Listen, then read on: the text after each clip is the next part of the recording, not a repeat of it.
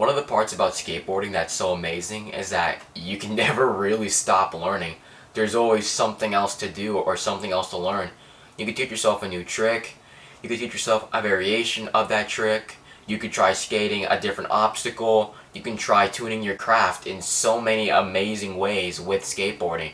And the fact that it's so unlimited and there's so many things to do, you could never really stop. It goes on forever and ever. And I think that's truly amazing, and I feel like the more that you skate and the more that you practice and just go out there and have fun with it, the more glad you're going to be as you learn stuff about skateboarding and take that with you for the rest of your life. So for this video, I'm going to be going over 5 things in skateboarding I'm super glad that I learned. I know this is pretty obvious. Obviously, if you want to get better at skateboarding or learn how to skateboard, you obviously have to learn how to ride. So that's number 1. For riding, just getting more comfortable board feel. The more you stand on the board, the more you push around, the more you ride, the more comfortable you're gonna be on your board, and the easier it's gonna be for you to skate. Whether it's like you doing tricks or not doing tricks, being able to start riding the board and getting better at riding the board helps you build that foundation that's gonna keep on building up more and more the more you keep skating. And honestly, I'm not just talking about skateboarding your regular stance. I'm also talking about other stances as well. So obviously you got your regular stance, but you also have your switch stance, your fakie stance, and your nollie stance. By me taking the time to practice skating in these different stances, I became way more comfortable like on my board. Like my board feel has gotten way better than it ever has before. By me taking the time after school every single day to skate switch partly on the way home and doing that consistently almost every single day, it made skateboarding so much easier for me, to the point now where skating switch is almost or it's just as natural as skateboarding my regular stance.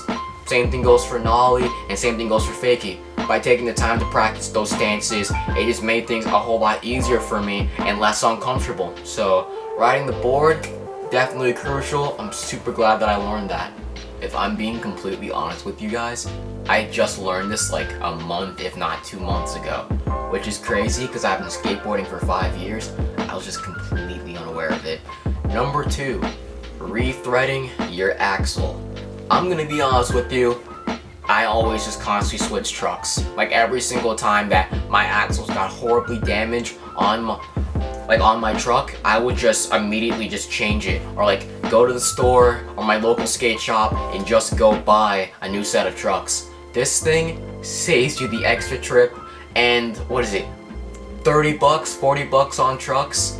Like, I never knew that you had to rethread your axle. Also, using a file is also really good as well because it balances out the top on it. So by me taking the time to rethread my axle and to file out the top of my axle, I was able to make it easier to screw the nut on, or the axle nut on, so I wouldn't have to force it or struggle to put it in, thus resulting in me messing up the threading inside the axle nut, which would make it very, very hard for me to screw it back on. It's all like a pattern, and if it doesn't match properly, it's not going to screw in properly, and it's just not going to work. So this thing, very, very convenient. Super glad that I learned that. For number 3, just skateboarding different obstacles. I know I said earlier that riding a skateboard helps build the foundation, but I also feel like taking the time to ride different obstacles is also very, very good too, because it makes you more well-rounded and it makes you more familiar with different types of territory. Like for me, when it comes to skateboarding a skate park, I would just mainly skate the transition or like the handrail or like the ledges. But I actually tried skating a hubba about a month ago, if not 3 weeks ago. I was super scared to do it. I kept on like rolling up to it. Eventually, I gave it a couple of goes, wasn't so bad. Took a slam maybe like once, or I'm pretty sure maybe like once or twice. Then I eventually built up the courage and I was able to 50-50 that hubba, and I did it like 3 times after that. And honestly, that was a huge confidence booster. I think by me trying to do something else and trying to take a break from everything else and trying to surround myself with new territory and a different obstacle, not only was I able to better my skateboarding, but I was also able to boost my confidence more. So next time when I go back to the skate park, I'm gonna freaking shred the hell out of that hubba. But despite skating a hubba, there's also other types of obstacles as well. There's transition, flat bars, handrails, ledges, etc. You name it. And I think by taking the time to practice skating different types of obstacles, it'll just help you become more well-rounded, more familiar with different territory, like I said earlier, and it's really interesting, and I honestly really enjoy doing it, you know? It's nice to have a challenge, and I think that challenge can help you grow more as a skater, so skating different obstacles, definitely something I'm very glad I learned. For number 4, I would say board maintenance. I'm gonna sound like a hypocrite a lot because I feel like I don't really check my board that much, but I do truly believe that checking your board is very, very important. Because, you know, one little slip up, one little thing gets knocked loose, or it's not in the right place, or it's damaged, it could really ruin your skateboarding experience, or you could probably get into an accident and end up hurting yourself really, really badly. So like, for example, there would be times where the screws for my hardware get like a little bit loose. If it, like eventually, it would probably just like completely fall off of it, and then maybe I'd probably lose a screw, or maybe it would like pop off when I'm skating down like a stair set or something. By me taking the time to observe that before I go out to skate, it can save me, you know? Oftentimes I tell myself it's the littlest things in life that make such a huge difference. So by me taking the time to check that and try to maintain that, it'll make things a lot easier for me, and I can save myself the trouble of buying new hardware or a trip to the emergency room and just stuff like that. Or by me just simply cleaning my bearings, you know? I feel like cleaning your bearings is super duper useful, helps your bearings last longer, keeps them from, you know, getting way too slow, and it really does save you a trip to go to your local skate shop and go buy some bearings. So definitely, for sure, maintaining your skateboard is definitely important, and I'm glad that I've learned some of the skills to do that, including rethreading my axle, which I probably should have put in this category, but since I just learned that recently, I figured why not put that separately. So yeah. And other ways I've tried to maintain my board is by, there have been some times where I've been like super duper mad and like frustrated, and I would like purposely like throw my board down like on the wheels. I got that from, what's his name? I got that from Andy Schrock, so shout out to you. By me throwing my board down on the wheels, I avoid chipping the wood or just cracking my skateboard, or just doing more damage to it than is already done by me just skateboarding normally and not raging or anything like that. I do feel like I don't do that all the time, but there have been times where I was able to keep a level head, you know, with my anger and my frustration, and throw my board down like that, while also trying to maintain your board.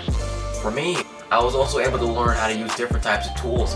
I taught myself how to use a knife to cut the grip tape. I taught myself how to use a wrench, or I guess a skate tool. I taught myself how to use a screwdriver. Like, those are things I never really thought that I would use before. And I feel like as I get older and maybe I try building other stuff other than skateboards, I can implement what I've used from building a skateboard and the tools that I used to build that skateboard into building something else. And I honestly think that's really, really cool. So maybe if I try like building a bed or setting up like an air conditioner like into my window, I can use the skills that I learned from skateboarding to help put that together, which makes it a whole lot easier than it could have been if I never started skating to begin with. Alright, for the final thing, one of the things that I'm so glad that I learned in skateboarding, and this is also a no-brainer, number 5, you gotta work your ass off. Like, you actually have to work your ass off. I'm talking hours, weeks, months, years. Like, I've been doing this for so long now, and like, I literally like look back and I'm like, damn, I used to be there. Now I'm here. I remember those hot days during the summer when I was like 12 years old, just like in front of my house, practicing the fundamentals for ollies over and over and over again, just hoping to get it right. And eventually, it just began to click.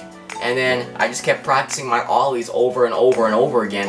Hell, if I'm being honest with you, the only trick I really worked on during my first year of skateboarding was ollies. I didn't do anything else.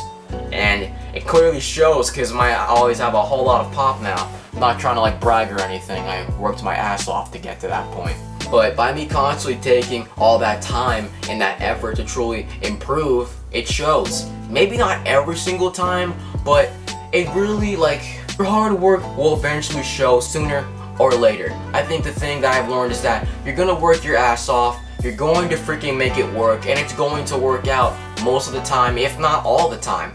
Maybe that success isn't going to happen right away, but sooner or later, you're going to understand it, you're going to figure it out, you're going to push through, and you're going to progress the way that you want to, you know? Whether it's just a tiny little bit, or maybe it's a whole lot, but like many skaters have said, no time on the board is really wasted time. You're always going to be progressing as long as you're riding the board, as said by John Hill and George Poulos.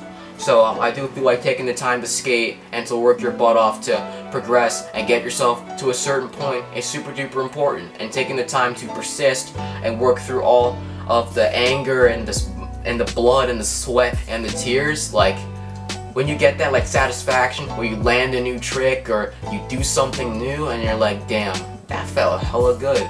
It's very, very satisfying. I know that every viewer who's watching this has felt that before, so I don't really feel the need to explain that so much. But hey man, hard work always pays off, guaranteed. And that's pretty much gonna wrap it up for this video. Thank you guys so much for watching. I had a hard time trying to film this video at first, and it was like super duper frustrating, but now that I think I've gotten into like this clear headspace, this was actually a lot easier than I thought. I feel like I'm honestly just speaking from the heart right now, so yeah, this feels really good.